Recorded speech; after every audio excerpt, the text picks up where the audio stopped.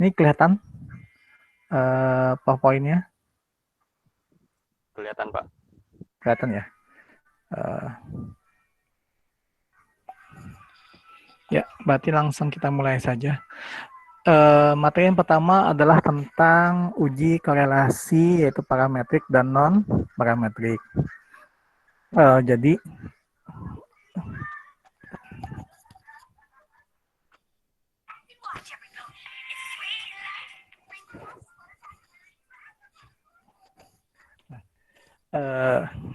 uh, di dalam statistik, uji itu biasanya ada uji hubungan dan ada uji perbedaan.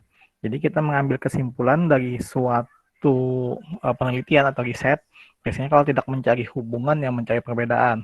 Tinggal nanti uh, dipecah lagi, nanti misalnya kalau perbedaan, ada yang perbedaan sebelum dan sesudah, kemudian ada yang perbedaan antara kelompok kasus atau kelompok pelakuan dengan kelompok kontrol, kemudian ada juga yang uji bedanya lebih dari dua kelompok kontrol, misalnya ada dosis 1, dosis 2, dan seterusnya. Nah, itu uji beda, dipecah-pecah. Kemudian sama uji hubungan juga ada perbedaan. Hari ini kita akan bahas, ada yang cuma sekedar ada hubungan atau tidak, tapi tidak jelas apakah hubungannya satu arah kah, dua arah kah. Itu biasanya kan ujinya adalah seperti uji C-square ataupun uji-uji lainnya. Kemudian yang kita pelajari hari ini yaitu uji korelasi yang hari ini ujinya lebih dalam, yaitu nanti bukan hanya ada hubungan, tapi nanti ada arahnya, kemudian apakah positif atau negatif arah hubungannya, kemudian juga nanti ada kekuatan hubungannya dan sebagainya. Nah, Bapak jelaskan. Nah, tadi sudah di awal atau pendahuluan tadi dijelaskan bahwa uji korelasi adalah suatu uji statistik yang digunakan untuk menguji ada atau tidaknya hubungan dari dua variabel ataupun lebih. Nah, kelebihannya adalah uji korelasi dibandingkan uji hubungan yang lain adalah dia dapat mengukur keeratan dari hubungan antara variabel. Nanti ada dijelaskan. Nah, di sini maknanya keeratan dari hubungan dua buah variabel.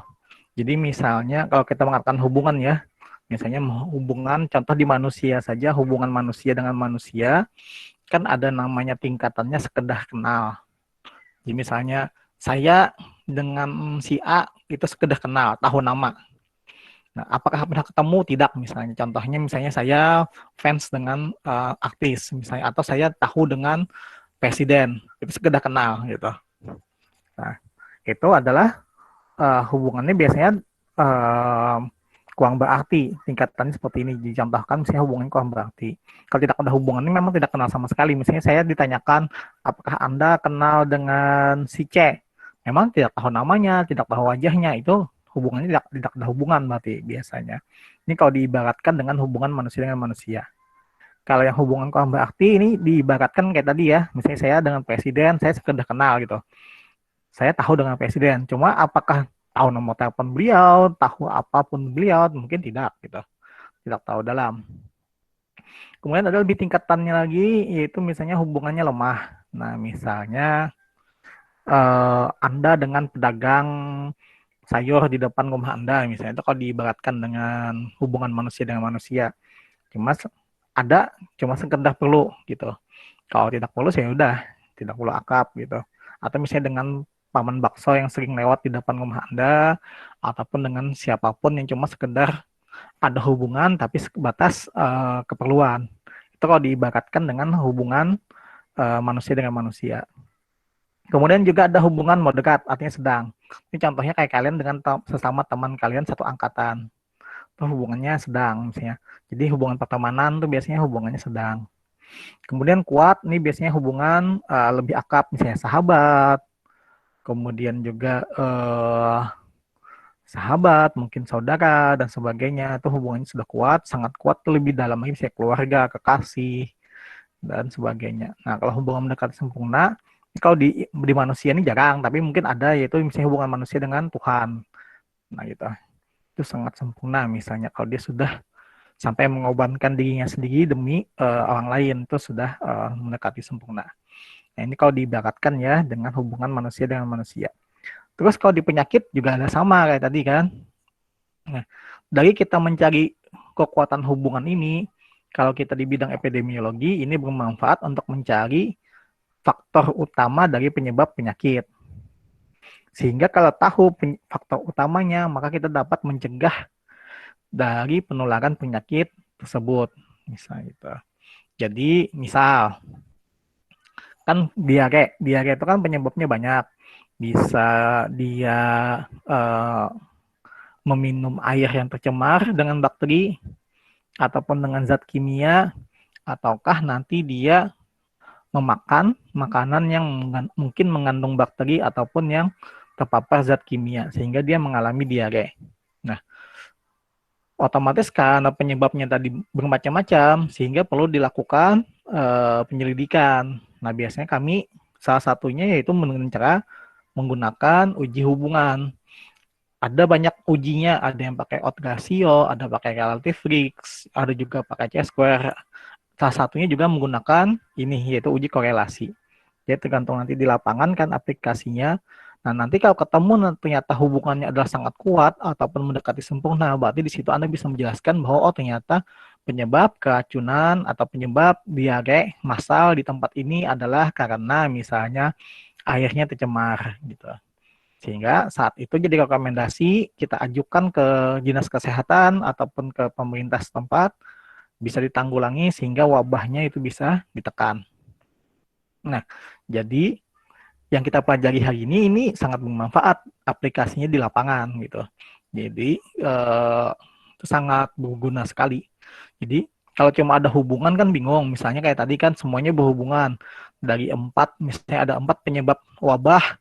Ternyata waktu diuji keempat-empatnya berhubungan. Nah, kalau kita pakai uji biasa, itu biasanya bingung yang mana sih diintervensi lebih dulu karena kalau ada 4 variabel yang berhubungan keempat-empatnya kita intervensi, biasanya susah masalah waktu, dana dan sebagainya. Sedangkan wabah itu harus kita tanggulangi secepatnya sehingga memang dengan meneliti hubungan yang paling kuat atau sangat kuat itu bisa kita tahu itu penyebab utama dari wabah di daerah tersebut. Nah, ini gunanya uji yang kita hari pelajari. Ini kedua-duanya baik di parametrik maupun non parametrik ada ini hasilnya. Jadi bukan hanya diuji parametrik saja, tapi non parametrik juga ada. Ini nanti dilambangkan dengan koefisien korelasi. Nanti Bapak jelaskan koefisien korelasi itu mengetahuinya di mana di uji SPSS nanti ada muncul. Pokoknya kalau dia dari 0,01 sampai 0,09 itu berarti kurang beraktif. 0,1 sampai 0,29 berarti lemah, sampai seterusnya. Nah, berarti ini melambangkan dari kekuatan dari statistik tersebut. Kemudian tadi selain kekuatan hubungan, ternyata ada juga arah hubungan. Nah, ini kehebatan dari uji yang kita pelajari hari ini. Dibandingkan kemarin Anda sudah belajar dengan C-square kan, cuma ada hubungan saja. Cuma bingung yang hubungannya itu apa gitu. Apakah positifkah, negatifkah, apakah kuat, sedang, lemah, tidak tahu. Itu kelemahan dari uji-uji yang lain. Tapi uji korelasi yang kita pelajari hari ini, dia sangat dalam. Jadi dia bisa menentukan apakah hubungannya positif ataukah negatif. Nah, mungkin di sini Bapak jelaskan dulu maksudnya positif di sini kalau kita hubungan ini dimisalkan ya supaya lebih mudah memahami. Hubungan positif di sini artinya hubungannya itu baik gitu. Kalau diibaratkan dengan manusia, hubungan manusia dengan manusia hubungannya sangat baik. Misalnya kayak tadi teman, sahabat, kekasih, keluarga, itu adalah hubungan positif. Tapi bisa juga hubungan itu negatif. Artinya apa? Hubungannya tidak baik. Contohnya apa? Misal musuh, terus musuh besar, penjahat. Nah, itu kan tingkatannya sama gitu. Kayak tadi juga sama, tapi kebalikan daripada yang positif gitu. Jadi ada yang sekedar tidak suka saja dengan orang tersebut, kemudian ada yang musuhan dengan orang tersebut, kemudian memang sangat dendam dengan orang tersebut. Nah, itu kan tingkatannya lebih dalam lagi. Tapi itu di arah yang negatif. Itu contoh misalnya hubungan manusia dengan manusia. Nah, kalau kita di penyakit, maksudnya hubungan positif di sini artinya adalah semakin tinggi paparan, maka dampaknya akan semakin besar. Nah, contohnya kalau misalnya dosis merokok dengan tekanan darah misal. Semakin banyak dia merokok batangnya tiap hari, misalnya saya semakin tinggi, saya ada antara 10 batang, 20 batang, sampai 100 batang per hari, dengan tekanan darah saya itu akan semakin tinggi gitu. Jadi semakin banyak saya merokok, maka tekanan darah saya juga akan semakin naik. Nah, itu artinya hubungan positif. Jadi paparan semakin tinggi, maka efek atau dampak juga akan semakin besar. Nah, itu artinya positif. Jadi naik semakin tinggi variabel bebas, maka variabel terikat akan ikut naik. Itu positif.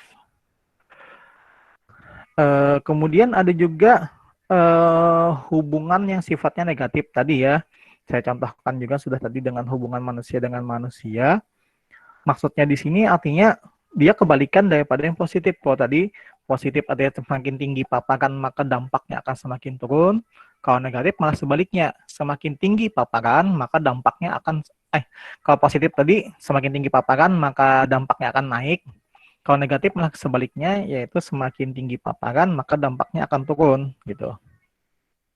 Jadi contohnya seperti apa Pak? Tingginya paparan, terus dampaknya itu turun atau efeknya itu turun. Atau semakin tinggi variabel bebas, maka variabel terikatnya turun. Contohnya antara kalau kita di fisika ya, suhu dengan kelembapan. Kan suhu artinya uh, tinggi rendahnya temperatur di sebuah ruangan itu suhu. Kalau kelembapan tuh banyaknya air yang ada di tempat tersebut gitu. Itu kelembapan. Nah, semakin tinggi suhu, maka kandungan air yang ada di tempat tersebut akan semakin turun karena semakin panas dia. Ya, itu kan artinya hubungannya ada hubungan tapi negatif gitu. Atau misalnya antara antibiotik, hubungan antara dosis antibiotik dengan jumlah bakteri di dalam darah. Jadi semakin banyak dosis antibiotiknya, maka jumlah bakteri yang ada di dalam darah itu akan semakin turun. Itu artinya arah hubungan negatif. Nah, ini biasanya kita gunakan di uji-uji laboratorium juga untuk uji korelasi. Nah, jadi di sini sangat bagus ya manfaatnya dari uji korelasi, baik yang parametrik maupun non parametrik, dia lebih dalam, yaitu bisa melihat kekuatan hubungan tadi kan, dan juga melihat arah hubungan. Sekarang kita bahas yang pertama, yaitu yang parametrik dulu, yaitu uji korelasi Pearson. Nah, mungkin kita sudah jelaskan waktu kita di biostatistik kan, yang kita secara manual, bahwa uji korelasi Pearson itu digunakan untuk mengetahui hubungan antara data yang berdistribusi normal. Datanya biasanya bentuknya interval ataupun rasio. Nah, untuk uji di SPSS itu sangat mudah. Nanti kita tinggal cek nilai signifikannya. Kalau dia lebih dari 0,05 maka tidak ada hubungan. Kalau kurang dari 0,05 maka terdapat hubungan nilai signifikannya. Atau nilai signifikan itu bisa kita ganti dengan nilai p-value. Nah, sekarang supaya lebih paham, kita langsung coba ya di SPSS. Ini kita langsung mencoba mengerjakan ini soal UAS gitu. Jadi langsung contohnya latihannya adalah soal UAS yang tahun sebelumnya gitu, tahun 2016. Ini saya pakai. Nah, ini contoh ada hasil sebuah penelitian. Ini kelihatan nggak soal UASnya? Kelihatan, Pak. Ya, kelihatan ya. Nah, di sini contohnya adalah ada seorang peneliti, dia pengen mengetahui hubungan antara berat badan ibu saat hamil. Di SPSS nanti di filenya itu adalah berat ibu, Anda buka nanti P100 SAV, nama filenya, dengan berat badan bayi yang dilahirkan. Jadi dia pengen melihat apakah semakin berat ibunya saat hamil, apakah bayinya juga ikut berat. Kan biasanya gitu, semakin gemuk ibunya saat hamil, apakah anaknya juga akan ikut gemuk, ataukah tidak gitu. Jadi kan ini ilmu gizi gitu. ya penambahan berat badan ibu. Nah, tadi kita belajar bahwa ini kalau kita mau uji korelasi person, berarti datanya harus kita uji normalitas dulu. Berarti kita cek apakah tadi berat badan ibu dengan berat badan bayi itu normal dua-duanya. Karena wajib dua-duanya normal. Kalau salah satunya tidak normal, berarti kita lagi ke uji yang lain. Nah, kita cek. Nah, ini. Pertama kita uji dulu normalitas data. Masih ingat, caranya adalah analyze. Pilih deskriptif, statistik. Kita pilih explore. Masukkan berat bayi yang dilahirkan dan berat badan ibu. Kita contreng nanti plots-nya. Klik normality plot with test. Kita klik continue. Pilih oh. Oke. Kita tunggu ya. Gitu. Nah, agak lambat karena tadi laptop Bapak sudah mulai berat gitu ya. Sudah mulai penuh. Nah, maklum. Ini sudah berapa ya? Berapa? 2014 kalau nggak salah beli laptopnya ini. Gitu. Jadi sudah 6 tahun laptopnya. Nah, ini muncul. Yang kita perhatikan adalah nanti hasilnya di tabel yaitu test of normality. Kita belajar kemarin bahwa sampel kan kalau di atas 50 berarti kita baca di Kolmogorov. Kalau di bawah 50 kita baca di Shapiro. Nah, ternyata oh ini tidak normal ya. Ternyata tidak normal. Entah kita cari sampel yang lain. Ini berat badan, tekanan darah mungkin ya kita coba.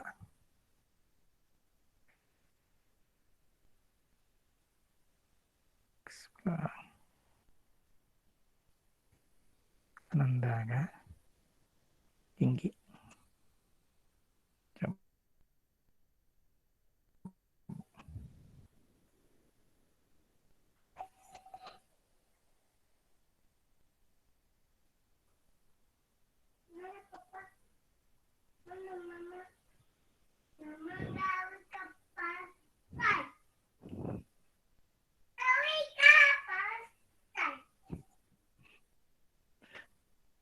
Nah, ini kelihatan. Kita cek test abnormality-nya. Nah, di sini kita ganti ya tadi. Berarti yang dihubungkan adalah tekanan darah ibu atau tinggi badan ibu ya. Kita anggap tinggi badan ibu dengan berat bayi yang dilahirkan. Karena berat bayi yang dilahirkan itu normal, tinggi badan ibu juga normal. Jadi apakah misalnya kalau ibunya tuh tinggi, anaknya juga bagus berat badannya atau sehat, ataukah karena ibunya tuh pendek, terus anaknya juga kecil. Karena kan ada kadang-kadang ada hipotesis seperti itu, kalau misalnya ibunya pendek maka anaknya kecil. Jadi kita cek apakah itu terbukti atau tidak di hasil penelitian ini. Jadi tadi kita ganti yaitu tadi berat badan ibu dengan tinggi badan ibu. Ini dalam bentuk meter tinggi badannya, jadi ada 1,49 meter, 1,6 meter, atau 160 cm ya, 171,72 meter, 172 cm, dan seterusnya. Nah, kita coba analisis. Caranya adalah klik analyze, kalau uji kita korelasi person. Kita pilih korelasi. Nah, nanti pilih bivariat. Nah, ini lebih mudah untuk kita uji parametrik maupun non-parametrik di uji korelasi dibandingkan dengan statistik atau uji lainnya. Kenapa, Pak? Karena memindah antara parametrik dan non-parametrik sangat mudah. Nah, kalau parametrik, biarkan contrengnya itu di persen. Jadi kita masukkan yang pengen kita analisis, yaitu tadi tinggi badan ibu dengan berat bayi yang dilahirkan. Kalau dia normal dua-duanya, kita biarkan di person. Kalau salah satunya tidak normal, kita hilangkan personnya, pindahkan ke Speakman. Nah, jadi sangat mudah untuk memindah uji parametrik dengan non-parametrik. Nah, jadi kita klik di person saja. Ininya biarkan dua sisi. Jadi artinya kita cuma menguji hubungan atau ada tidak ada hubungan. Kalau biasanya kalau satu sisi atau one tile itu lebih dalam lagi hipotesisnya. Kita pakai dua sisi saja, yang umum untuk S1. Kemudian kita klik OK. Nah, nanti hasilnya seperti ini. Ini Bapak pindahkan ke Watt ya. Nah,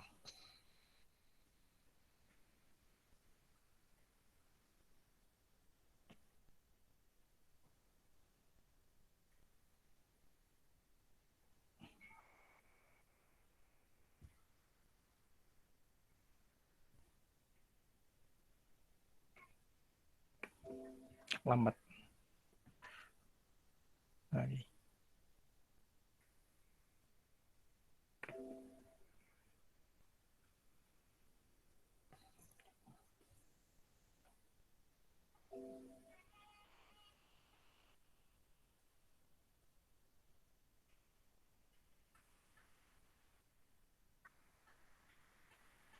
Kita coba ulang lagi mungkin gangguan.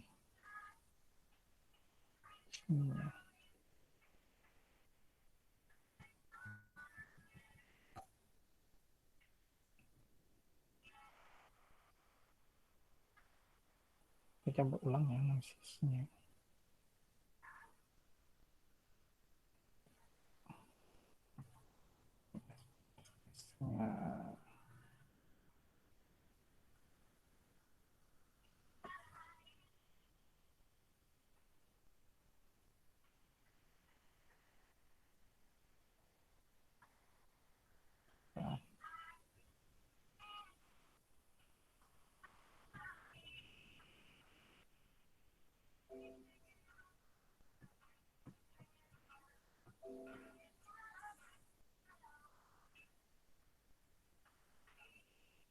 Nah, ya Bapak start dulu SPSS-nya.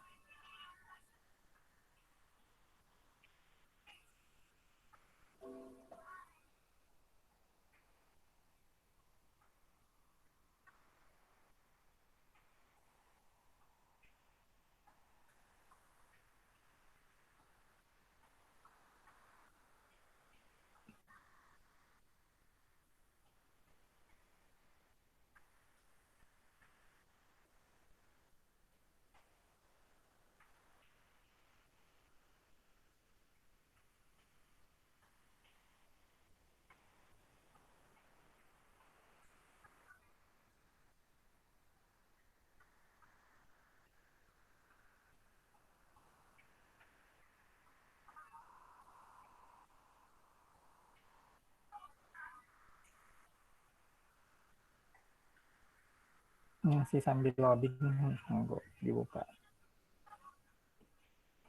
Maklum, laptop tua ya gitu. Jadi ada sedikit trouble.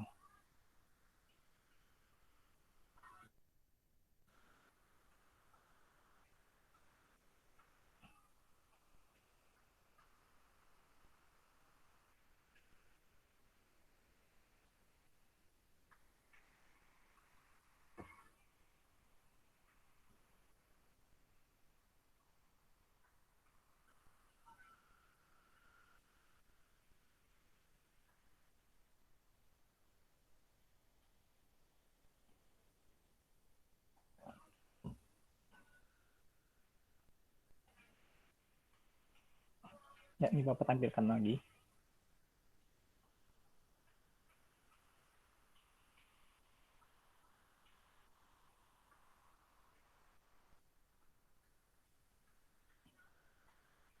Nah, ini terlihat ya. Jadi tadi kita ulangi lagi cara analisisnya, klik analyze. Ini kelihatan nggak? Terlihat? Terlihat, Pak. Ya. Uh, Kita ulangi lagi, klik analyze, pilih korelasi tadi, kita pilih bivariat. Masukkan variabel yang pengen kita analisis, yaitu berat badan bayi yang dilahirkan, dan juga tinggi badan ibu. Nah, kita biarkan contohnya di persen dan biarkan ini di dua sisi. Kemudian kita klik OK. Nah di sini ya, ini hasilnya muncul. Ini harusnya bisa di copy ya. Nah, ini bisa kita pindahkan ke Word supaya lebih mudah diedit. Nah di sini Bapak ajarkan dulu cara membacanya hasilnya. Nah, yang dibaca nanti tadi kan kita baca dulu pertama adalah sesuai dengan slide. Yang dibaca adalah ada hubungan dulu atau ada tidak ada hubungan yang dilambangkan dengan nilai signifikan. Kalau dia ada hubungan masuk di sini di hipotesis ini, maka baru kita lanjutkan membaca nanti koefisien korelasi dan arah korelasi. Jadi wajib dulu dibaca dulu ada hubungan atau tidak. Kalau ada hubungan, baru boleh dilanjutkan membaca kekuatan hubungannya dan membaca arah hubungannya. Gitu. Jadi, gitu. Tapi kalau ternyata tidak ada hubungan, berarti kita stop sampai sini aja gitu. Pertama kita baca dulu signifikan atau hubungannya. Ternyata jawabannya adalah karena nilai signifikannya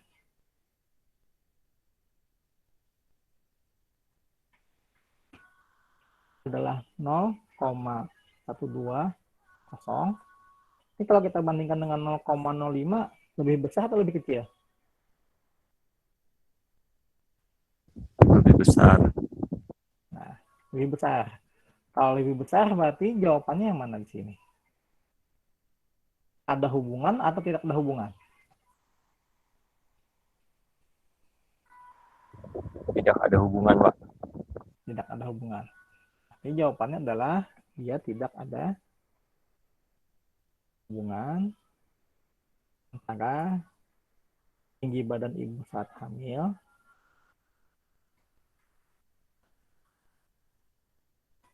dengan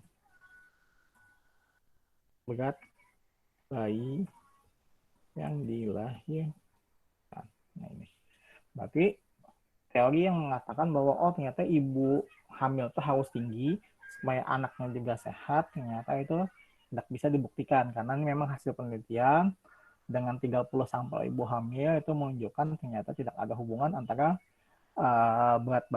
tinggi badan ibu hamil dengan berat bayi yang dilahirkan. Nah, sekarang kita coba sampel kedua yang ada hubungannya. Sini contohnya adalah yang ini. Nah, tadi kan tidak ada hubungan ya. Sekarang kita coba yang ada hubungan. Yaitu di latihan 3, file latihan 3, atau lat 3. Di situ ada penelitian, yaitu seorang peneliti pengen meneliti hubungan umur ibu hamil ya dengan tekanan darah pada ibu hamil. Jadi misalnya gini, apakah semakin tua umur ibu hamil itu akan semakin tinggi atau malah semakin muda umur ibu saat hamil itu malah semakin tinggi tekanan darahnya. Karena ibu hamil ini lebih spesifik. Makanya kita bedakan antara hipertensi pada ibu hamil dengan hipertensi pada umumnya. Jadi sampelnya adalah ibu hamil. Jadi kita pengen teliti apakah ada hubungan antara umur ibu saat hamil dengan tekanan darah sistoliknya. Kita buka file latihan 3-nya ini sudah ada. Jadi ini ada umur ibu saat hamil. Dan kemudian ini ada juga tekanan darahnya. Nah, kita coba tadi analisis, caranya sama, yaitu kita uji dulu normalitas datanya, kita pilih deskriptif statistik, kita pilih X. Nah, kita masukkan umur ibu saat hamil, ini kan umur ibunya, dan tekanan darah sistoliknya. Kita klik plotnya, normality plot with test, continue. Oke. Kita cek di sini. tunggu ya. Agak lambat gitu untuk uji normalitas datanya. Nah, ini sudah muncul. Nah, di sini kelihatan karena sampelnya adalah kurang dari 50, berarti kita baca di Shapiro Week. Nah, di sini umur ibu saat hamil normal karena lebih dari 0,05. Kemudian tekanan darah sistoliknya juga normal karena lebih dari 0,05 yaitu 0,335. Berarti karena dua-duanya normal antara umur ibu dan tekanan darah sistolik, maka kita lanjutkan ke uji korelasi per persen. Jadi ini wajib dua-duanya normal. Jadi kalau diibaratkan di agama Islam ya, di Muslim itu biasanya syaratnya kan kalau mau sholat pertama menghadap kiblat, yang kedua juga menutup aurat misalnya. Kalau ternyata bajunya menutup aurat tapi membelakangi kiblat juga tidak sah gitu. Nah, sholatnya. Atau misalnya dia menghadap kiblat dengan sikap sempurna tapi karena pakai baju gitu. Tidak pakai pakaian, telanjang bulat juga tidak sah sholatnya. Nah, di situ anggap seperti itu. Jadi dua-duanya itu wajib normal. Jadi tidak bisa salah satu saja. Nah, caranya tadi sama, yaitu analyze, pilih correlate, kita pilih bivariate. Kita masukkan umur ibu saat hamil dan juga tekanan darah sistolik ibunya. Nah, kita ukur, kita analisis. Ini data kita ambil dari hasil penelitian sebelumnya ya. Jadi yang kita praktikkan hari ini, yang data asli di lapangan, bukan yang dibikin. Nah, di sini kita lihat hasilnya. Kita pindahkan ke Word supaya lebih mudah diedit.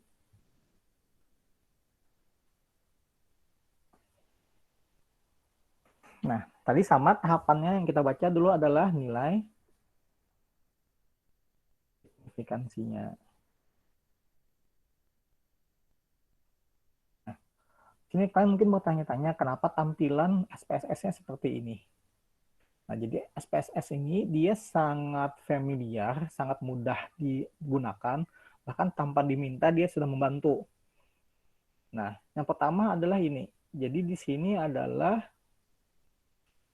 variabel bebasnya adalah umur ibu, variabel terikatnya adalah tekanan darah sistolik. Jadi nanti hasil yang dibaca adalah ini. Nah, ini. Nah, ini. Seperti ini. Jadi ini adalah hasil. Jadi kalau variabel bebasnya adalah umur ibu, terikatnya tekanan darah sistolik, maka hasilnya seperti ini. Kalau dibalik, ini variabel bebasnya adalah tekanan darah sistolik, terikatnya umur ibu, maka hasilnya ini. Nah, sama saja isinya, cuma dia menganggap ini kami coba balikkan gitu. Kalau misalnya ternyata variabel bebasnya adalah umur ibu, terikatnya tekanan darah, maka yang Anda baca yang ini. Gitu. Terus kalau misalnya yang bebasnya ada tekanan darah, terikatnya adalah umur ibu, maka yang Anda baca ini. Jadi SPSS ini dia sangat familiar, sangat friendly gitu. Sangat friendly juga kepada usernya, sehingga dia sebelum kita minta yang mana sih variabel bebas, mana variabel terikat, dia sudah menunjukkan kalau misalnya variabel bebasnya A, terikatnya B, hasilnya seperti ini, ataukah kalau bebasnya adalah B, terikatnya adalah A, hasilnya seperti ini. Nah, jadi ini dimunculkannya, jadi tabelnya bentuknya seperti ini. Kalau Anda bingung nanti, kenapa tak kayak gini tampilannya, karena memang itulah SPSS. Nah, kita baca dulu adalah nilai signifikansinya. Nilai signifikansinya adalah di sini, yaitu 0,046. Kita bandingkan dengan 0,05 tadi ya. Ini lebih besar atau lebih kecil?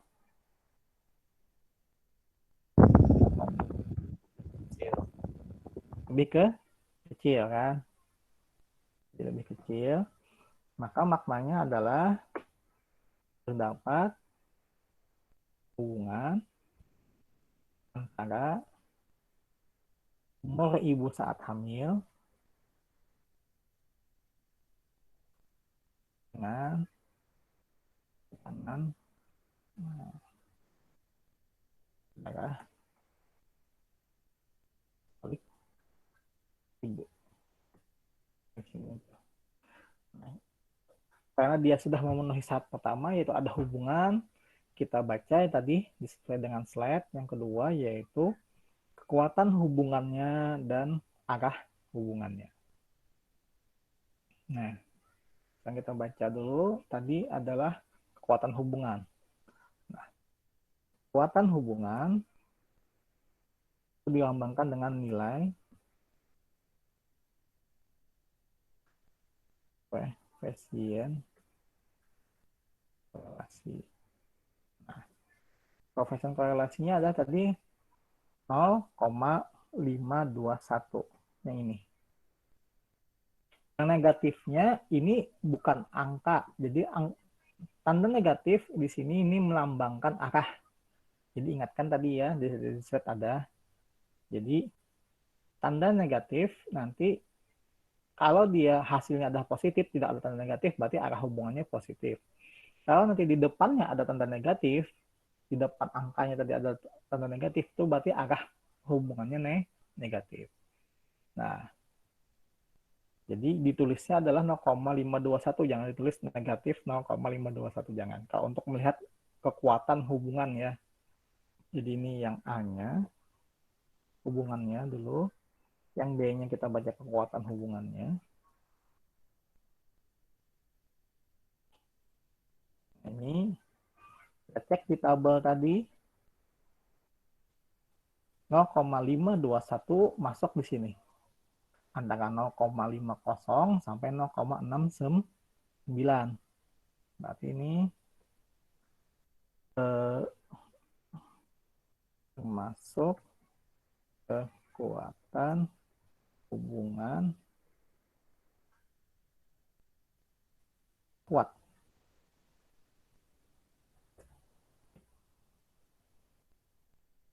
Nah, di sini.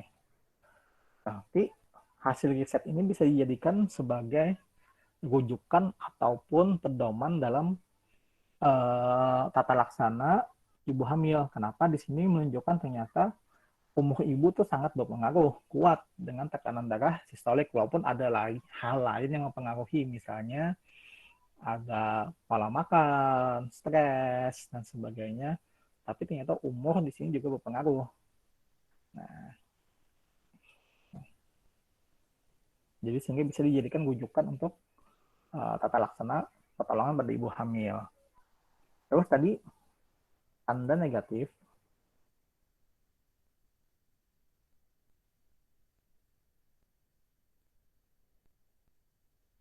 kan, tanda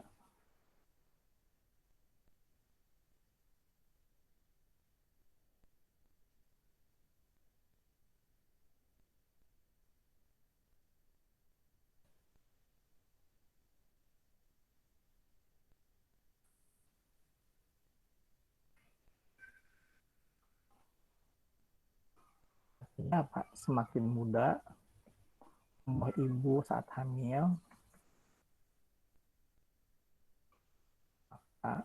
semakin tinggi tekanan. Jadi di sini atau sebaliknya ya, ini juga atau sebaliknya. Jadi kalau semakin tua umur ibunya, maka tekanan darahnya semakin turun gitu. Jadi di sini menunjukkan bahwa oh ternyata kalau dia hamil saat muda tekanan darahnya naik. Kenapa? Karena mungkin hormonnya, tingkat stresnya. Bayangkan remaja hamil gitu, dia saat harus bersenang-senang, harus dia rame-rame, ternyata dia hamil mengandung anak, di mana nanti kehamilan itu tidak mudah gitu. Bagi orang yang sudah wanita dewasa saja, yang sudah dewasa, sudah bekerja, kalau dia hamil, dia akan mengalami tingkat stres yang tinggi, di mana tidur susah, kemudian makan susah, semua susah, itu kan mempengaruhi terhadap tekanan darah gitu. Apalagi itu remaja yang hamil. Makanya dari sinilah, dari hasil riset seperti inilah, pihak baik itu KUA, kemudian juga kita di kesehatan, BKKBN dan sebagainya, akhirnya mereka membatasi, membuat kebijakan bahwa usia saat hamil itu paling bagus adalah umur 20 sampai, kalau nggak salah ada 20 atau 22 sampai umur 35. Nah, di situ kenapa? Karena berdasarkan hasil riset-riset seperti inilah yang menunjukkan bahwa ternyata umur itu mempengaruhi terhadap tekanan darah. Nah, yang bahayanya kalau ibu hamil tekanan darahnya tinggi, maka akan mengalami eklamsi dan pendarahan sehingga akan mengancam nyawa dari ibu hamil maupun janinnya. Nah, di sini paham untuk uji korelasi. Dari sinilah, dari hasil statistik atau riset-riset seperti inilah lalu muncullah sebuah kebijakan atau rekomendasi yang dipakai sampai saat ini. Nah, kalau untuk uji korelasi pesan ada pertanyaan? Mungkin yang untuk parametriknya cukup? Izin Kalau cukup, bertanya Pak, ya silahkan. kalau misalnya arahnya tuh positif artinya apa Pak? Kalau positif berarti semakin tinggi umur ibu, maka semakin tinggi tekanan darah. Oh gitu. Jadi satu arah. Jadi panahnya tuh kalau kita ibaratkan naik ya, jadi kalau misalnya naik umur ibu tuh panahnya ke atas, maka tekanan darahnya ikut panah ke atas. Nah, itu positif. Jadi searah ujung panahnya sama-sama ke atas, itu positif. Kalau negatif nih kebalikan panahnya. Jadi kalau misalnya umur ibu tuh panahnya ke atas, mengarah ke atas, maka tekanan darah ini panahnya ke bawah, kebalikannya. Nah, gitu. Jadi semakin tinggi umur ibu, maka tekanan darahnya akan semakin turun. Itu negatif, gitu. Kalau positif, berarti semakin tinggi umur, maka tekanan darah juga akan ikut naik atau semakin tinggi. Nah, itu. Paham untuk ini? Ada hubungan? Iya Pak, paham. Paham. Jadi sangat bagus ya hasil uji dengan menggunakan uji korelasi. Tapi kelemahannya adalah uji korelasi tadi datanya wajib dalam bentuk numerik atau angka. Ini tadi kan datanya ini angka, umur ibunya angka dalam bentuk tahun, tekanan darah sistoliknya dalam bentuk angka. Kalau sudah Anda bikin dalam bentuk kategori kayak ini misalnya ya tidak bisa lagi menggunakan uji korelasi. Terpaksa pindah ke uji yang non parametrik yang kategori yaitu C-square ataupun yang lainnya di situ. Ya. Kemudian kita lanjut yang kedua yaitu non parametriknya. Yang non parametriknya tadi sudah kita ketahui bahwa ini tadi kan berat badan ibu saat hamil tidak normal, yaitu jadi kita pakai yang ini, itu sang peneliti pengen mengetahui hubungan berat badan ibu saat hamil dengan berat badan bayi yang dilahirkan. Tadi kita sudah uji statistiknya, formalitasnya ternyata berat badan ibu itu tidak normal, yang berat badan bayinya normal. Karena salah satu di antara kedua variabel tidak normal, berarti tidak bisa pakai uji korelasi Pearson, pindahnya ke uji yang kedua, di slide ini, yaitu nanti uji Spearman. Nah, uji Spearman itu sama seperti uji korelasi Pearson, membacanya pun juga sama, tidak ada beda sama sekali. Nah, cuma dia digunakan untuk data yang tidak normal. Biasanya bentuknya nominal ataupun ordinal. Tapi ingat di sini nominal dan ordinalnya dalam bentuk angka. Adakah Pak nominal dalam bentuk angka? Contohnya adalah jumlah jenis kelamin. Misalnya jumlah wanita, jumlah laki-laki, itu kan jumlah angka juga. Cuma tidak bisa dijumlahkan. Misalnya, maksudnya tidak bisa dijumlahkan apa? Laki-laki 10 orang dengan wanita 10 orang, maka totalnya adalah 20. Nah, 20 laki-laki dan wanita. Tidak bisa. Jadi data nominal itu tidak bisa dijumlahkan. Sama misalnya SD, SMP, SMA. SD ada 10, SMA-nya ada berapa, terus perguruan tingginya ada berapa, itu bisa dijumlahkan. Itu kelemahannya nominal dan ordinal. Tapi ada juga untuk angka gitu. Tapi bisa juga tadi untuk data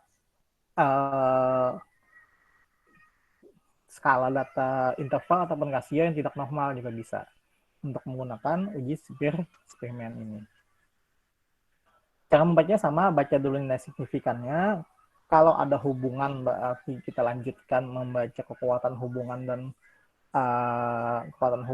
arah hubungannya. Kalau tidak ada hubungan, berarti stop sampai situ. Ini kita coba.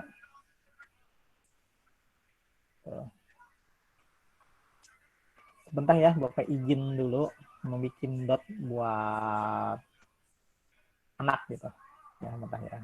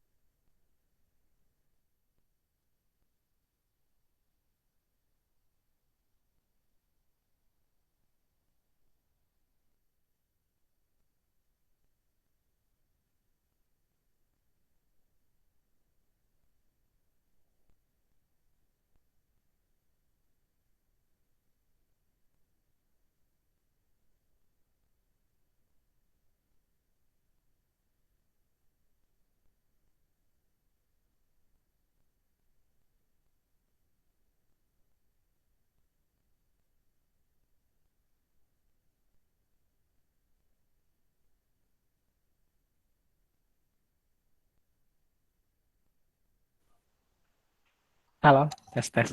Ya, maaf ya. Tadi uh, terkendala sebentar. bikin dot dulu buat anak. Eh, Kembali lagi, eh, kita ke materi ini Bapak munculkan lagi tadi.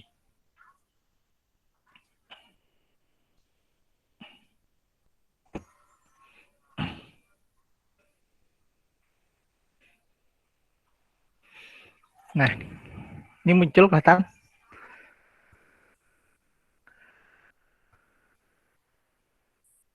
Kelihatan, Pak. Ya, kelihatan ya. Jadi tadi kan penelitinya pengen melihat hubungan, apakah ada hubungan antara berat badan ibu saat hamil dengan berat badan bayi yang dilahirkan. Nah, kalau tadi kan tinggi badan kan, jadi apakah tadi kalau ibunya tinggi, anaknya itu bagus, besar, kayak orang bule kan gitu biasanya kan. Anaknya, ibunya tinggi-tinggi, anaknya juga besar-besar gitu. Kalau ras-ras tertentu juga yang misalnya badannya kecil, anaknya juga kecil. Tadi kan dibuktikan ternyata tidak ada hubungan. Ternyata memang bukan tinggi badan ibunya yang mempengaruhi terhadap berat badan bayi yang dilahirkan. Nah, sekarang kita coba dengan yang berat badan ibunya, kalau tinggi badan ibunya. Ini hasil penelitiannya, ada 30 sampel dengan berbagai macam ras gitu. Kita analisis.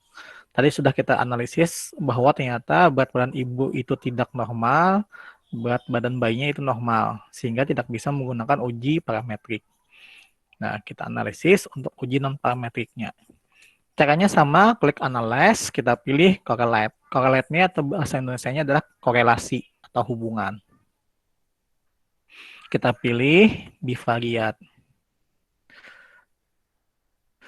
Kita masukkan berat badan bayi yang dilahirkan dan berat badan ibu. Ininya kita hilangkan, di persennya kita hilangkan, pindahkan ke Spearman. Kenapa dihilangkan, Pak? Karena datanya tidak normal di berat badan ibu, sehingga harus kita pindahkan ke non-parametrik. Sudah kita pindahkan ke Spearman, ini tetap di dua sisi, jadi hipotesisnya dua sisi, yaitu hubungan. Kita klik O, oke.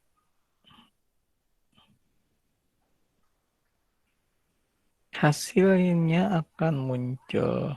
Nah, ini agak lambat.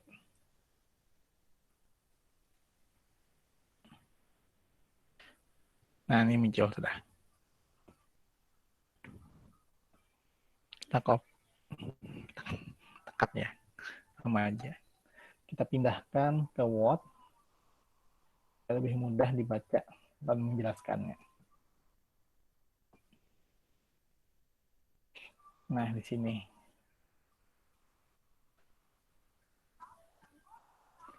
Nah, tadi langkah-langkahnya adalah kita baca dulu nilai signifikansinya. Nah, jadi kita baca dulu nilai signifikansinya. Atau bahasa jurnalnya adalah nilai p-value. Nilai P gitu. Nilai P itu nilai probabilitas. Nilai hubungan. Jadi nilai signifikannya. Ini adalah 0,000. Ingat kita belajar di statistik, kalau ini seperti ini, berarti ditambahkan angka 1. Gitu. Jadi nanti kalau Anda menulis, jangan 0, ini, seperti ini. Ini salah. Ini padahal ada angkanya. Tapi karena SPSS ini, dia cuma terbatas tampilannya sampai 3 angka di belakang koma, sehingga angka yang seterusnya itu tidak dimunculkan. Padahal ini ada. Kalau Anda klik tadi, nah ini kita klik, tadi Bapak cut ya. Ya. Nah, kalau kita klik di 0, ininya, nah ini, dia agak lambat. Nah ini, nah kita klik yang di sininya. Nah, lihat ada angkanya kan, yaitu 7,87 kali 10 pangkat min 9. Jadi, kalau dituliskan dalam bentuk angka sebenarnya adalah 0, terus nolnya lagi sampai 9 kali. Gitu. Di 0,9 kali nolnya baru 787. Tapi itu bayangkan kalau kita menulis nolnya sampai 9 kali di sini. Nah, aneh kan? Di jurnal penelitian pun juga aneh. 0,0 sampai 9 kali, terus 787. Sehingga waktu Anda presentasi skripsi atau Anda presentasi jurnal nanti atau hasil riset, maka responden atau audiens Anda akan bosan mendengarkan. Contohnya misalnya ada hasil penelitian saya nilai signifikansinya adalah 0,0000 sampai 9 dibacakan, ya kan? Audiensnya akan sangat apa ya? Sangat terganggu dengan penyataan seperti itu atau cara pembacaan seperti itu. Sehingga oleh ahli statistik di-cut sampai 3 angka saja 0 komanya di belakang komanya ditambahkan angka 1 karena angka 1 ini anggap mewakili yang 787 tadi. Nah, jadi di sini paham, nanti kalau tiba-tiba Anda ketemu kasus seperti ini, waktu Anda riset atau Anda penelitian, maka Anda tuliskan seperti ini. Ini kita bandingkan dengan 0,05. Nah, ini lebih besar atau lebih kecil?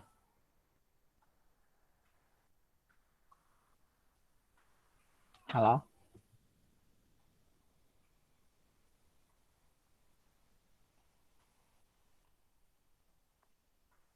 Lebih kecil, Pak. Lebih kecil. Ya, benar ya. Berarti seperti ini. Karena lebih kecil, maka terdapat hubungan antara berat badan ibu saat hamil dengan berat bayi yang dilahirkan. Nah, di sini. Berarti ada hubungan ya antara berat badan ibu saat hamil dengan berat bayi yang dilahirkan. Memang iya ada hubungannya. Terus kita tadi penasaran hubungannya seperti apa sih? Nah, kita lanjutkan tadi dengan cara melihat ini kekuatan hubungan dan arah hubungan. Nah, tadi di sini, nah coba lihat ini, sampai 2 bintang. Kalau 2 bintang berarti di sini bahkan sangat signifikan apabila kita menggunakan nilai levelnya 0,01. Jadi SPSS ini dia apa ya sangat friendly sekali kepada penggunanya. Kalau kita mau mengganti hipotesisnya bukan 0,05 lagi, bahkan 0,01 pun untuk 2 sisi tapinya Dr. Tyler dia mengatakan ini sangat signifikan gitu. Tuh. Ya. Jadi ternyata hasilnya memang juga 0,838. Kita tuliskan lagi ya tadi. Ini A-nya. Maka nilai koefisien korelasi adalah 0,838. Kalau kita lihat di sini masuk ke ranah sini. Yaitu hubungannya sangat kuat.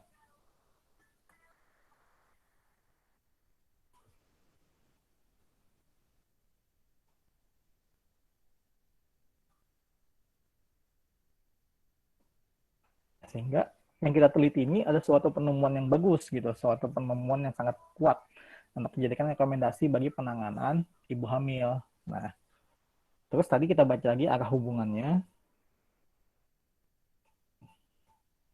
Karena di sini tidak ada tanda negatif, semuanya positif, berarti arah hubungannya positif. Artinya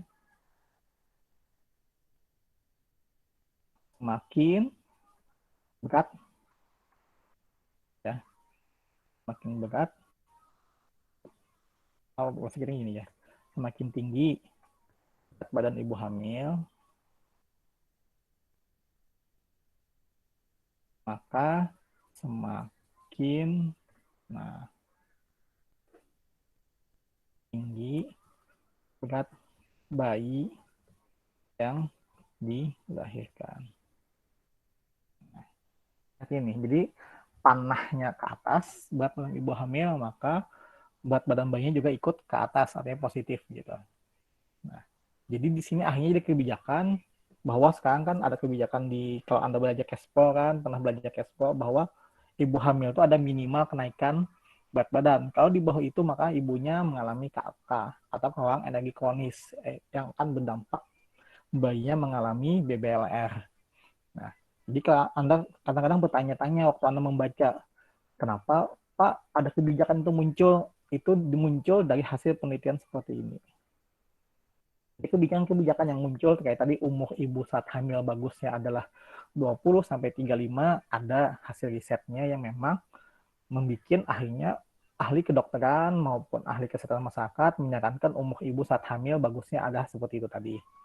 Kemudian juga minimal kenaikan berat badan ibu hamil sekian kilogram, dan juga waktu ibu hamil itu kenapa gendut gitu. Makanya jangan sampai Anda bilang, oh jangan makan banyak-banyak ibu saat hamil, kan nanti gendut, jangan. Malah semakin bagus gendutnya gitu. Selama memang kontrolnya seimbang, tidak terlalu manis. Nah, kalau dia terlalu manis takutnya adalah diabetes kan. Tapi selama dia gendut tapi seimbang semuanya, maka itu malah lebih bagus. Maka bayi yang akan dilahirkan itu akan sangat sehat gitu. Dan sini hasilnya seperti ini.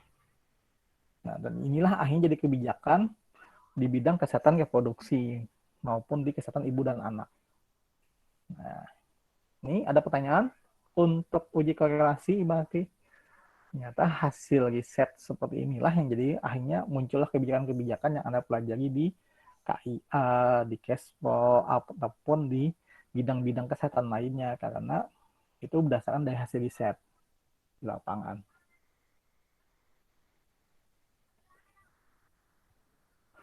Cukup paham untuk ini? Sekarang kita ke materi terakhir, yaitu regresi. Atau ada yang bertanya? Jadi nanti seperti itu ya soalnya kalau untuk korelasi, cuma ditambahkan nanti kayak tadi kan, ujian cocoknya kalau tadi kan ternyata kan tidak normal berat badan ibunya. Kalau tidak normal berarti yang cocok adalah pigmen jawabannya. Terus hipotesisnya tadi adalah 0,001. Kesimpulannya tadi kan ada hubungan kan antara berat badan ibu dengan bayi yang dilahirkan arahnya positif gitu. Jadi jawabannya B. Nah, jadi seperti itu. Terus kalau sedang kan nggak mungkin tadi, lemah tidak mungkin juga, arahnya negatif juga tidak mungkin, berarti seperti yang masuk adalah yang positif dan sebagainya. Jadi itu nanti seperti itu contoh soal nanti untuk yang uji korelasi, sama juga yang seperti ini juga sama tadi.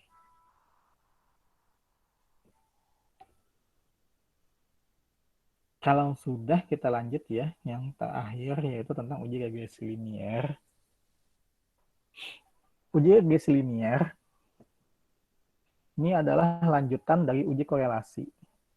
Jadi kan tadi uji korelasi itu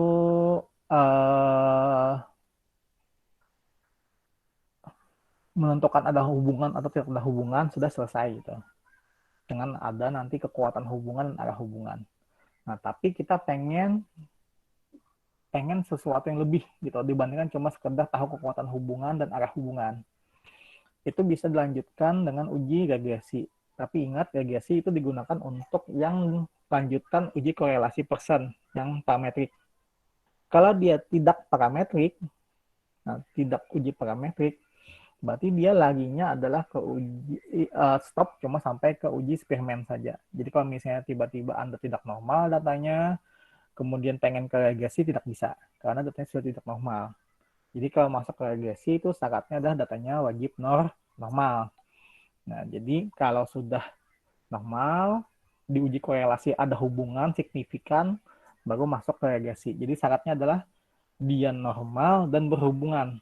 Gitu. Kalau masuk ke uji regresi. Kalau normal tidak berhubungan juga jangan. Gitu. Nah, uji regresi linier itu adalah salah satu uji yang dipakai untuk menentukan sebuah pengaruh antara variabel bebas dengan variabel terikat. Nah, uji regresi, kalau kami di statistik kami bilang kalau di S1 ya, ini adalah uji paling tinggi. Kenapa? Karena ada 3 manfaat dari uji ini. Yang pertama adalah bisa menghitung nilai estimasi kata-kata. Jadi kita bisa mengestimasi dari sebuah variabel bebas terhadap variabel terikat. Nanti ada Bapak jelaskan. Jadi kalau misalnya variabel bebasnya naik berapa persen, maka terikatnya juga akan ikut naik, juga ketahuan gitu. Yang kedua, dia juga untuk menghipotesiskan karakteristik dari variabel bebas gitu, atau terikat. Yang ketiga, terakhir, nah ini paling tinggi, yaitu bisa memprediksi nilai dari variabel bebas didasarkan pada ini variabel terikat ya, salah ketik gitu. Entah, Bapak.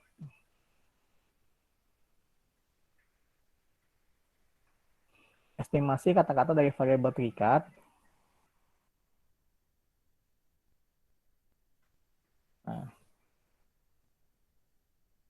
dengan didasarkan dari nilai variabel bebas. Nah, jadi kalau misalnya variabel bebasnya sekian, maka berapa sih variabel terikatnya? Nah, itu bisa meramalkan, memprediksi. Nah, sehingga kalau bahasa kita ya, kalau di statistik nih, ilmu prediksi itu paling tinggi. Kayak kita misalnya prediksi COVID, kapan sih puncaknya, kapan menurunnya, dan sebagainya. Nah, itu bisa menggunakan uji-uji seperti ini. Nah, uji-uji regresi seperti ini. Nah, ini syaratnya tadi. Yang pertama adalah wajib normal dua-duanya. Yang kedua adalah interval atau rasio datanya. Yang ketiga adalah harus berhubungan dulu. Yang keempat, wajib linear, artinya membentuk garis lurus. Kalau dia tersebar-sebar datanya, tidak membentuk sebuah garis, juga tidak bisa diramalkan. Karena kan tidak membentuk sebuah garis. Kalau dia membentuk sebuah garis linear, maka itu baru bisa kita menggunakan uji regresi. Nah, jadi kalau data itu berimpit, membentuk sebuah garis, itu baru bisa menggunakan uji regresi. Kalau dia tersebar-sebar, tidak bisa diramalkan. Nah, susah diramalkan. Ini rumusnya, yaitu variabel terikat atau Y itu sama dengan A ditambah B dikalikan X. Nah, di mana Y ini adalah variabel terikat, A ini konstanta, B ini konstanta variabel bebas, X ini variabel bebasnya. Nah, ini kita supaya lebih paham, kita buka tadi, syaratnya tadi kan adalah wajib berhubungan. Kita pakai data yang sudah ada, yaitu data ini, umur ibu dan tekanan darah sistolik. Karena dua-duanya normal, dan juga dua-duanya normal kan tadi, dan juga berhubungan. Nah, caranya adalah klik analyze, pilih regresi, kita pilih linear. Nah, ini artinya dependent variable terikat. Kita masukkan variable terikatnya ada tekanan darah sistolik. Independent artinya variabel bebas. Kita masukkan. Nah, sudah. Terus yang ini biarkan aja, nggak salah. Semuanya biarkan. Klik OK.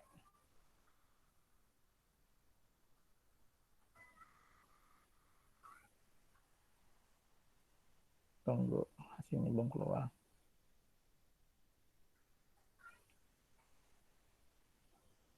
Nah, ini. Nah, di sini nanti akan muncul ada 4 tabel. Masing-masing ini punya makna.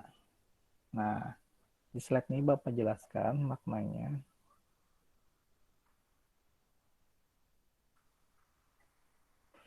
Nah, yang pertama tadi adalah ini, tabel pertama. Nah, ini menambangkan antara variabel bebas dan variabel terikatnya. Jadi variabel bebasnya adalah umur ibu, yang terikatnya adalah tekanan darah sistolik, atau dependent variabelnya tekanan darah sistolik. Kemudian tabel kedua. Tabel kedua tadi menunjukkan nih nilai koefisien korelasinya tadi kan 0,21, artinya hubungannya adalah kuat kan tadi. Nah, itu sudah kita baca di korelasi persen tadi. Jadi ini kita tidak baca lagi. Yang kita baca adalah x square, artinya pangkat kuadrat dari 0,521. Jadi 0,521 kita kuadratkan, hasilnya adalah 0,272. Nah, ini melambangkan pengaruhnya. Nah, caranya kayak apa? Ini kita kalikan dengan 100%. Nah, jadi 0,272 dikali 100% artinya adalah 27,2%. Artinya apa? Bahwa umur ini mempengaruhi terhadap tekanan darah itu sebesar 27,2%. Jadi hampir sepertiga besar pengaruh dari umur terhadap tekanan darah. Sedangkan sisanya 72,8% ini dipengaruhi faktor lain. Contohnya stres, pola makan, kemudian obat, dan sebagainya. Jadi banyak faktor yang di luar dari umur yang mempengaruhi terhadap tekanan darah ibu saat hamil. Tapi yang umur ini sudah pengaruhnya lumayan, 27,2%, sudah cukup lumayan tinggi mempengaruhi terhadap tekanan darah. Walaupun masih ada 72,8% itu faktor-faktor lain yang banyak. Nah, ini uji korelasi. Uji regresi ya. Jadi dia bisa mengamalkan seberapa besar sih pengaruh variabel bebas terhadap variabel terikat besarnya. Nah, gitu. Ini tadi 0,046 tadi kan sama seperti uji korelasi persen, juga melambangkan hubungannya. Ya, tadi ada hubungan dan sifatnya linear. Nah, karena 0,046 di bawah 0,05. Nah, tadi kita saya biasa ini. Nah, kelihatan masih. Tadi kan kita belajar bahwa gunanya adalah untuk memprediksi loh, untuk meramalkan. Nah, jadi ini contohnya adalah ini tabel keempat terakhir nih paling pamungkas, yaitu di sini ada nilai koefisien.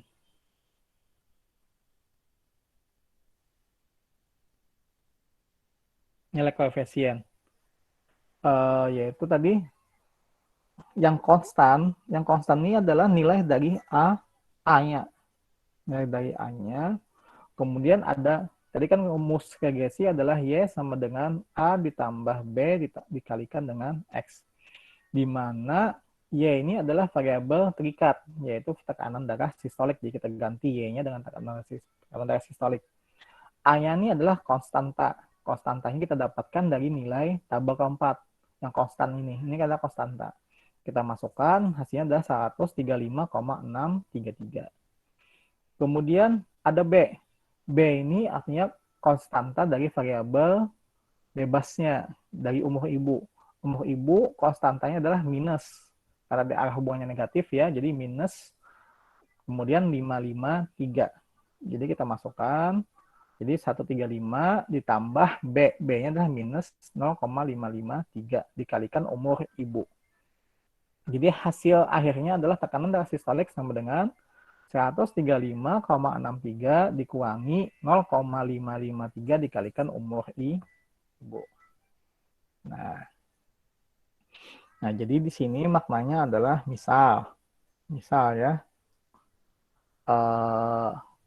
umur ibunya 19 tahun, tinggal kita kalikan 19 dikali 0,533 dikuangkan dengan ini, nanti ketemu tekanan darah dari ibunya gitu.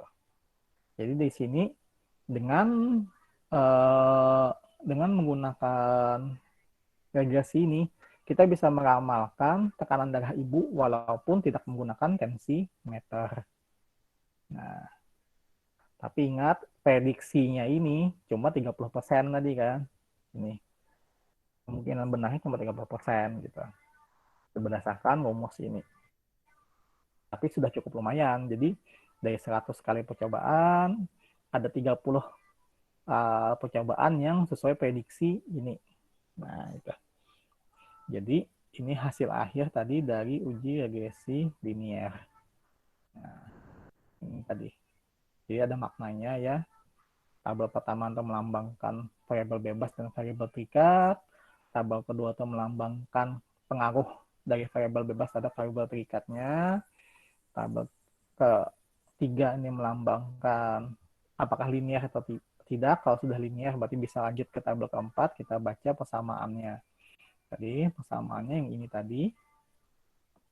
Kalau dapat persamaannya, maka tanpa perlu tensimeter, misalnya Anda datang, misalnya Anda bidan ya, ketemu ibu hamil, tanyakan umurnya, tanpa perlu diukur, bisa tahu tekanan darahnya gitu. Jadi itu hebatnya uji regresi ini adalah dia bisa meramalkan tekanan darah walaupun tidak menggunakan alat. Nah, gitu.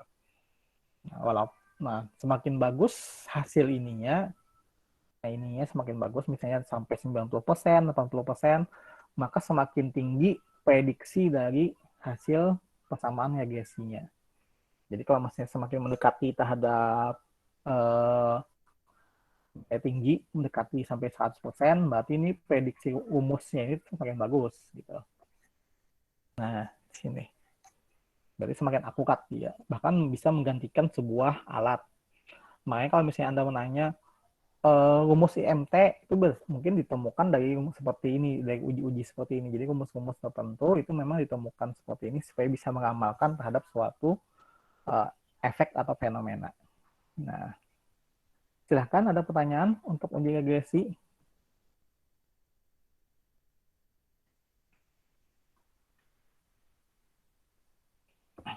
Jadi uji regresi itu dipakai untuk meramalkan ya, meramalkan suatu fenomena atau penyakit. Jadi misalnya Anda pengen mengukur tekanan darah kayak tadi kan, atau misalnya mengukur kadar kolesterol, atau Anda pengen mengukur jumlah penyakit, misalnya kalau suhunya sekian, curah hujannya sekian, berapa sih kemungkinan penyakit demam berdarah di kota Banjarbaru misalnya, itu bisa muncul gitu. Asal ingat, semakin tinggi tadi nilainya, nilai prediksinya tadi kan bisa mencapai 60% atau 70% itu akan semakin prediktif, artinya semakin bisa meramalkan.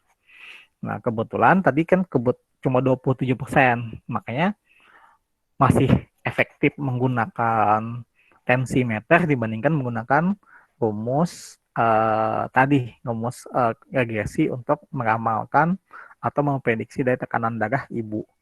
Cuma kalau kepepet ketinggalan tensi, maka Anda bisa meramalkan tekanan darah ibu cuma dengan menanyakan umur. Cuma dengan menanyakan umur, Anda sudah bisa memprediksi berapa kemungkinan tekanan darah ibunya walaupun uh, tidak menggunakan tensimeter. Jadi cukup menanyakan umur gitu. Kalau misalnya pada hal-hal tertentu yang kepepet. Walaupun tadi kemungkinannya sih masih 30%, kemungkinan prediktifnya atau kemungkinan meramalkannya, kebenarannya. Tapi kalau kami di surveillance, 30% itu juga cukup lumayan untuk kita men-screening dalam suatu penyakit. Nah, ya silakan ada yang bertanya untuk ini.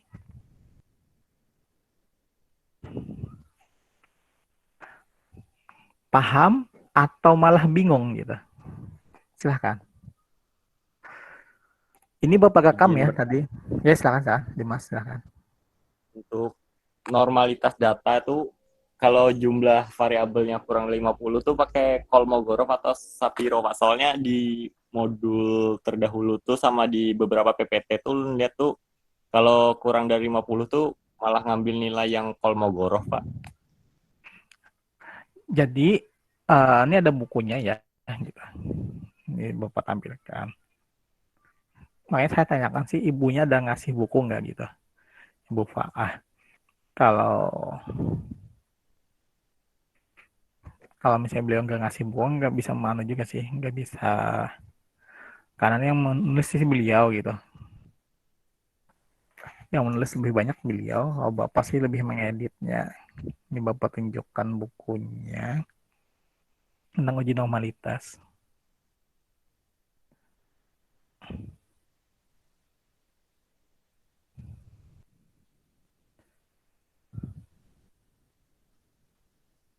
Saya sambil membukakan filenya dulu.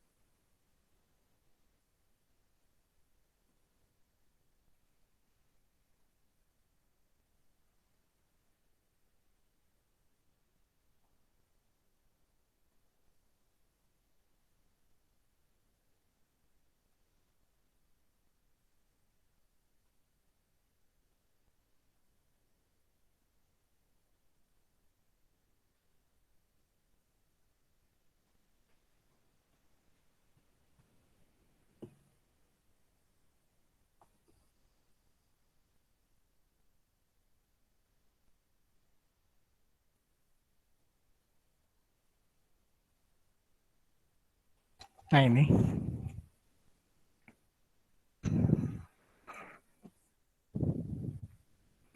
ini Bapak tampilkan ya. Uh, ini sengaja, ini kan karena bukunya itu bukan yang Bapak nulis, jadi Bapak tidak boleh itu mengasihkan filenya. Gitu.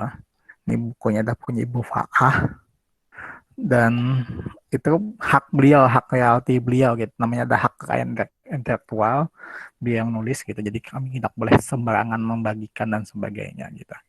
Nah, eh, di sini ada tentang tes normalitas data. Nah, ini dari banyak buku, ada buku-buku kayak Kobudiakto, kemudian buku-buku lainnya yang memang rujukan kami dari statistik gitu. Biasanya kami itu lebih banyak berkiblat ke UI, Universitas Indonesia, yang kemarin kan kita yang webinar biostatistik kan kebanyakan juga dari situ, dari UI, karena memang mereka lebih banyak, memang pertama kali sih membuat Departemen Biostat dan sebagainya, riset yang esmas untuk biostatistik memang pertama kali di Indonesia ada di UI.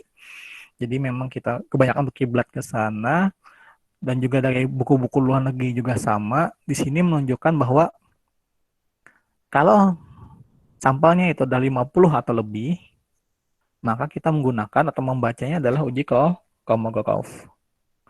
Nah, di situ. Jadi ini bahasa kitanya tuh dari hampir semua buku itu laginya ke situ. Kemudian kalau di SPSS jika sampelnya terkurang dari 50, berarti kita membaca di Safiro. Nah, di sini. Ini adalah data pustakanya juga untuk rujukan dari penulisan ini. Jadi ada data pustaka dari bukunya kalau nggak salah di belakang. Nah, filenya. Jadi memang ada, nah di sini ada panduan-panduannya juga. Jadi ada. Nah, dan ini juga mereka juga mengambil dari jurnal-jurnal statistik yang di luar negeri juga. Jadi memang dari buku-buku yang itu semuanya menunjukkan bahwa Kolmogorov itu harus di atas 50. Kalau di bawah 50 itu berarti lagi ya ke Sapiro. Nah, itu mungkin yang kami ambil jadi pendapat umum gitu. Tapi kalau misalnya ada ternyata yang mengatakan bahwa di bawah di atas 50 malah sapi kok, terus Komogorov itu malah yang di bawah 50 kayaknya itu salah deh pendapatnya, takutnya dia salah baca gitu. Karena yang selain Bapak sih Bob Samsul juga kan ada juga, beliau juga sama, beliau membaca buku Sofiyuddin Dahlan kalau nggak salah, juga mengacu ke situ. Karena Komogorov itu adalah uji statistik parametrik untuk sampel besar. Jadi aneh kalau misalnya Komogorov untuk sampel besar itu malah digunakan untuk uji normalitas sampel kecil. Aneh itu. Kalau Anda baca Komogorov itu untuk sampel besar. Nah, sedangkan Sapiro memang untuk uji statistik sampel kecil. Kalau Anda buka lagi tentang Sapiro-Wiki, itu gunanya apa? Dia untuk data-data sampel kecil. Jadi kalau misalnya kita C-square ya, contohnya kalau hubungan ya, kalau tadi kan normalitas. Kalau hubungan sampel besar itu menggunakan uji C-square. Kalau ternyata dia sampelnya kecil, berarti laginya ke uji uh, continuity correct, bukan continuity, uji laginya ke apa ya satunya yang lah bawahnya C-square itu, lupa bapak.